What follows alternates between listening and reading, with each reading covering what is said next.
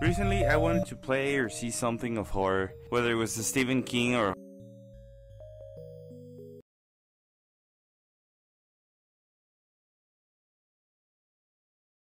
a horror game. You know, I want to play something like that. I was playing Dead Space, but I didn't finish it because my brother managed to get a hold of Silent Hill Collection on the PlayStation 3. I never finished the Silent Hill game before this spotlight on Silent Hill 2. I only played an hour and a half of Silent Hill 1, but it managed to bore the fuck out of me when I was 11, and also was kind of creepy. And I played a little bit of the Shattered Memories game for the PSP, but I never finished it because I lost my PSP. By the way, there will be spoilers. You get 5 seconds to get the fuck out of this video if you want to be spoiled about it.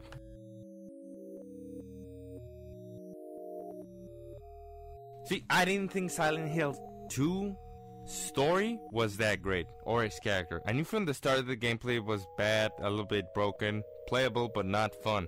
The combat is the weakest point of this game, and I feel that it could be better, but I know the developers didn't change the formula because people complain about every little change on games. That's okay, and I'll give it a pass. It was 2001. The beginning of those PlayStation 2, they didn't know a lot. They were learning how to develop games on the PlayStation 2.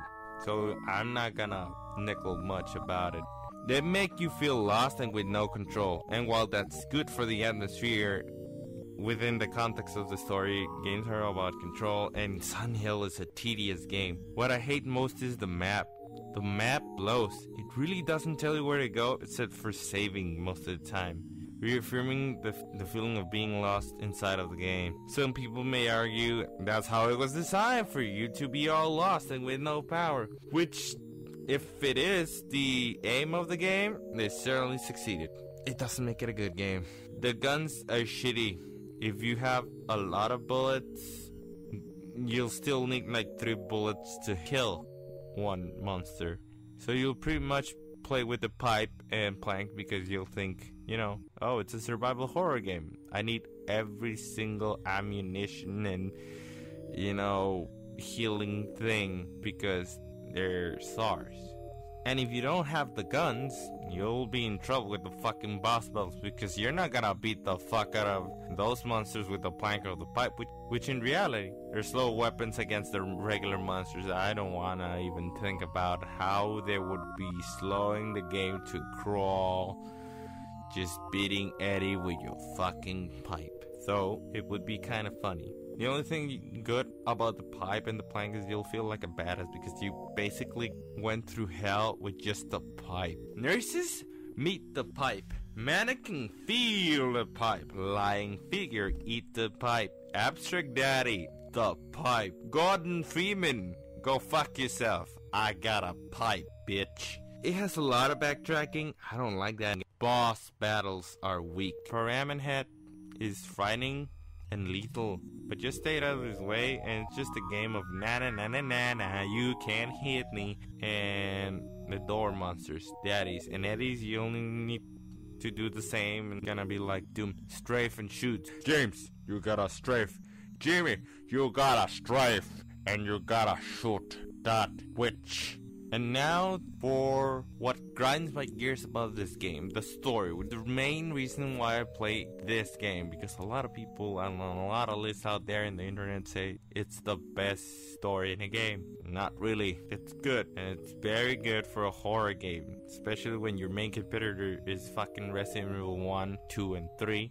But still not good. Not good enough for me. James Sunderland's motivations are properly established with the letter. You know why. He's full of grief. He's alone, and he goes to Silent Hill looking for his dead wife, and we don't really know anything about him. He's just a person that tries to help other people that are inside the hell, and that's it. But he's not really that interesting. He doesn't make jokes. We don't know what he likes. We don't know anything except that this man loved his wife, And that's it. You know, a man and his wife.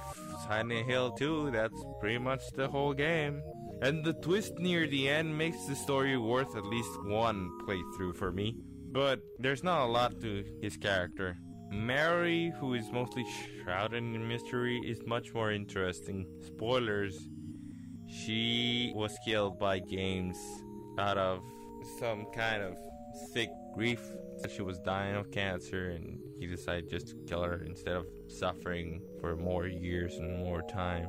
That makes the whole Maria Mary thing be interesting, especially Maria, because she dies and she comes back and I'm going like, what is she, a goddamn Spider-Man clone? Eddie and Laura feel mostly one note. They're just there to pass the story if you really think about it. They're not connected to Mary and Maria. They don't have an arc. We don't really get why Eddie is in Silent Hill, or we know that Angela suffered, but that's about it. Me, personally, not into symbolism, but I think it's a kind of a cool idea that the nurses and the pyramid head are the representation of James' guilt, anger, and sexual frustration, but that's not really implied inside of the game, you know? But just a couple of text lines within the riddles would make this game much more interesting. The game's not very long, it's around 8 hours. And the only thing that would make the game worth playing other playthroughs, you know, second, third, are the endings.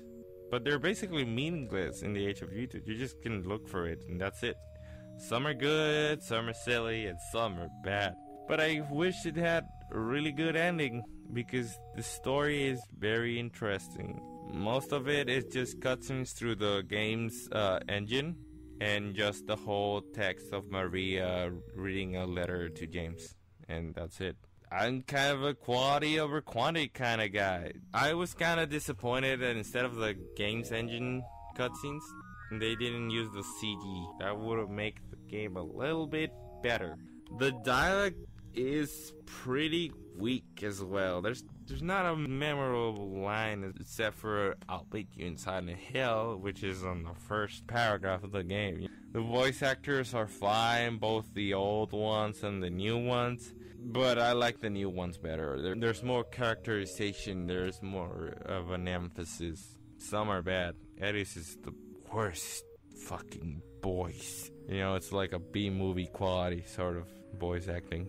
This is the good part. This is the good points for me. The atmosphere is the best thing in the whole franchise, if you think about it. You just see an image of Silent Hill and you know what the fuck you're getting into. The music from Akira Yamaoka, just fucking awesome. You know, most of the time it's not atmosphere sounds, you know, like Dead Space 1. No, it's actual music that scares the hell out of you, or it moves you. All of the endings work because of the theme. The sound design is the same. They're out there to scare you, and sound design is a very underrated thing on every game. And horror games and even horror movies need sound design to be really good, and this game has that shit.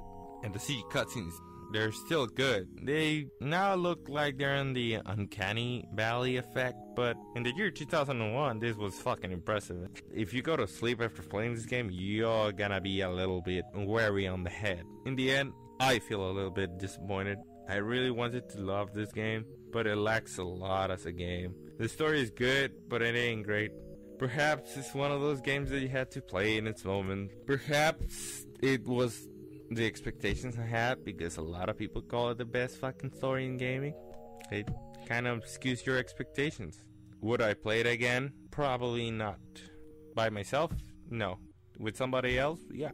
I would review this game as a rent or borrow, not a buy. It's not one of those games you gotta go and buy it. It's a classic, but it's a classic that's a little bit overloved, and at the same time underloved, because it's just for a cult fandom. I hope the new Silent Hill game is more fun. With Kojima and, you know, Del Toro writing it, I'm pretty sure we're gonna have a good story.